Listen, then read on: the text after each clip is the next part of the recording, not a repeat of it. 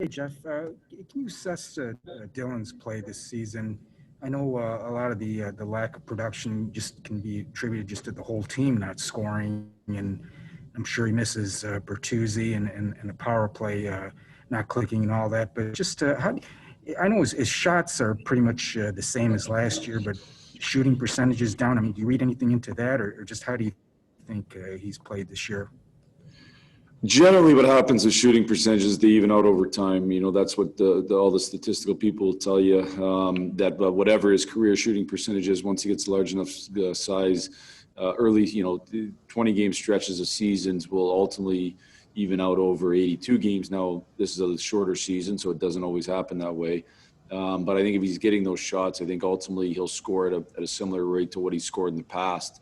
I think in the last couple of games, I think Dylan's done a really good job of making sure that he's real good defensively. Ultimately, for Dylan to be the type of player he wants to be, which is considered a high-end player in this league, an elite player in this league, he's got to be a great defender, and he's going to defend different than some other guys that are considered that in the league. If you think about some of the best centers that are that way, the Bergerons, he's going to be a little bit different than a guy like Bergeron, but he can do it with his tenacity and his legs, as long as he makes sure he stays on the D side of people at all times. And if he does that, he's really, really hard to play against because nobody can outskate him.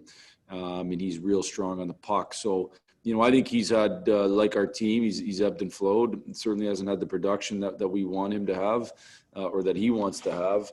But I think if he keeps getting the shots, as you said, it'll in time, it'll equal closer out to that where the shooting percentage evens out. Are you still trying to just find the right combinations for him to click with? You've tried different line mates.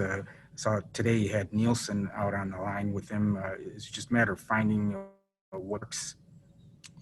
Yeah, I think, not just him, but with everybody, but, got time where him and Matt have been together and time when they haven't. And, we can say, well, we just, we missed Bert. Well, when Bert was here and they were together, they weren't very good earlier in the season. So it starts with each individual player playing to their best of their ability. And then you just try to find, what the chemistry is. I think, we're obviously in search of more scoring pop. And so we'll try different things to see if that helps.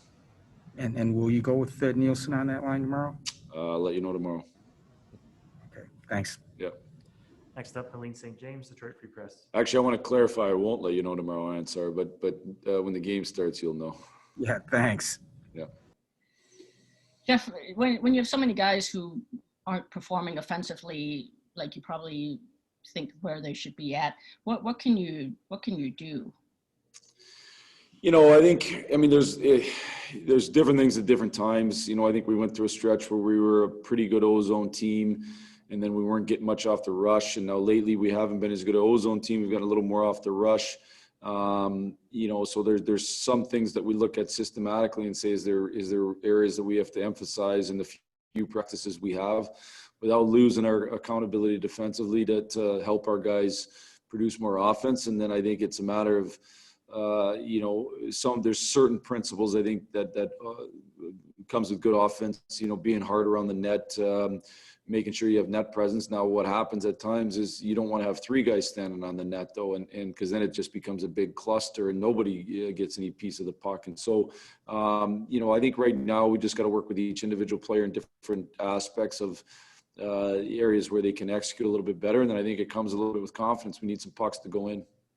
And with the power play, we've talked a lot about insanity. So how do you balance, this isn't working, why keep trying it, versus with the talent that's still available, even well Bertuzzi? You got to think at some point the odds are going to be that a puck goes in. How do you balance that, I guess?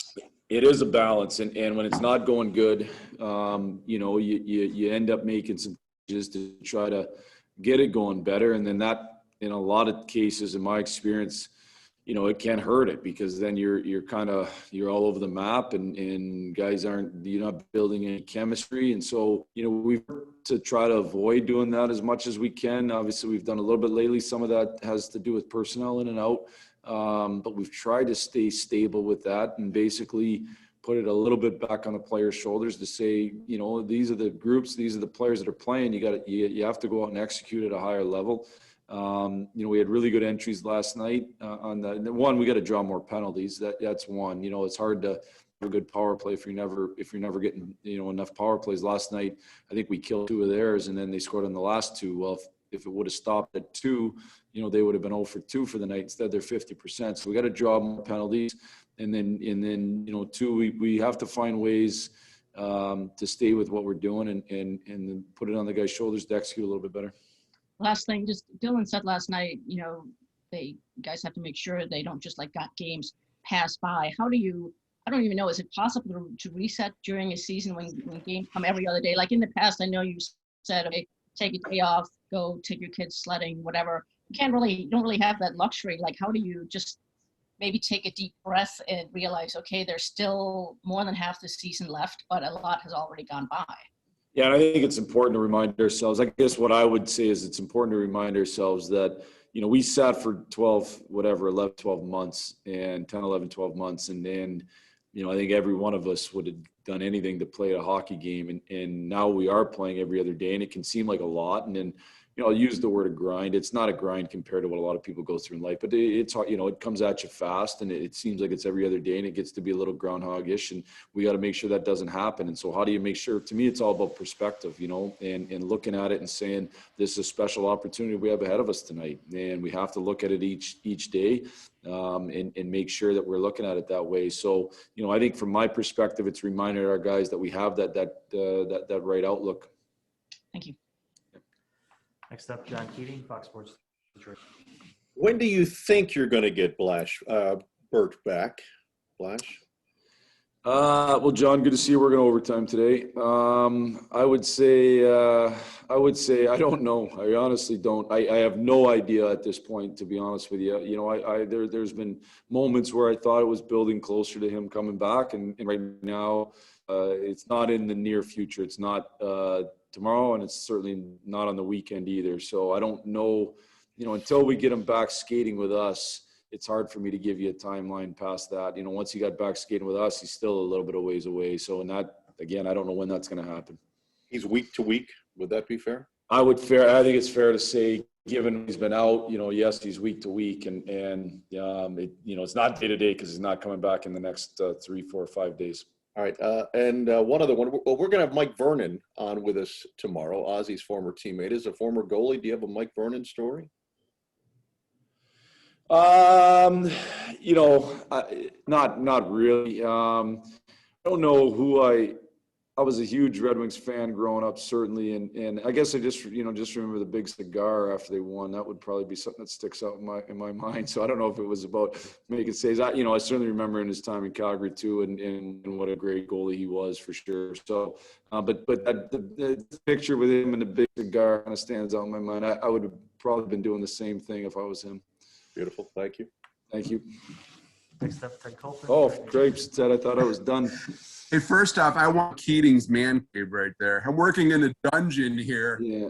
There you go. Yeah. Turn a light on, Ted, for the love of God. I can't find any light in this house today. That's the thing. My wife had the same issue. That's apparent.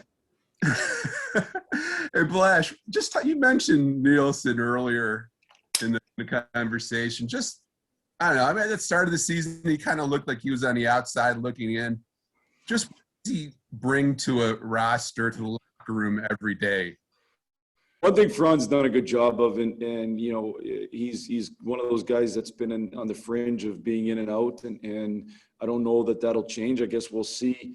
But what he does do is he comes with I think a great attitude every day, and I think he's an example with his leadership that way of being selfless and really putting the team first. And it's easy to talk about that until you're really tested the way he's been tested. And I think he's done a real good job, going back to training camp of putting the team first. So that to me would be the biggest attribute or one of the most important attributes I think you can bring to a team. And he's done it really well.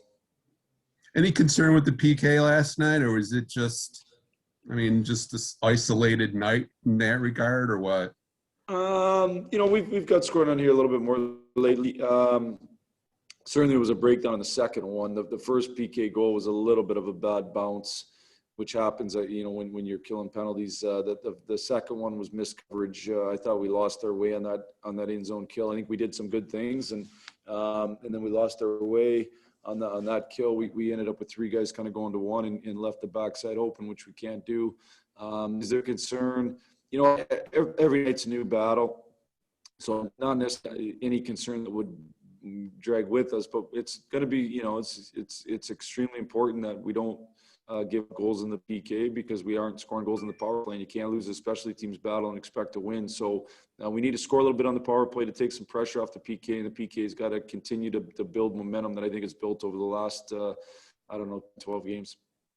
Sounds good. Yeah, let me ask you one more. Have you talked to Babs at all lately? I mean, did it surprise you that he took over the gig at University of Saskatchewan? I mean, it didn't seem like it was a really big shocker, because the guy loves to coach and teach. I mean, was it a pretty good fit, actually, in your eyes?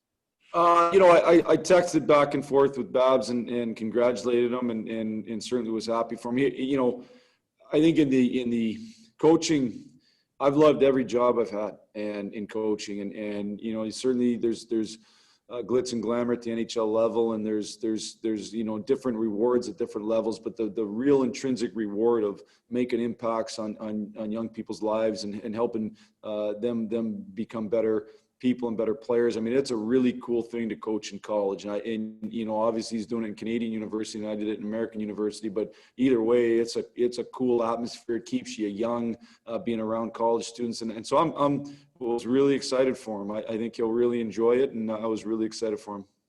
Perfect. That's all I need. I'll go back. Thank you. Sure. Thank you. Thanks, Jeff. Thanks. That's it for us today. Thanks, everyone.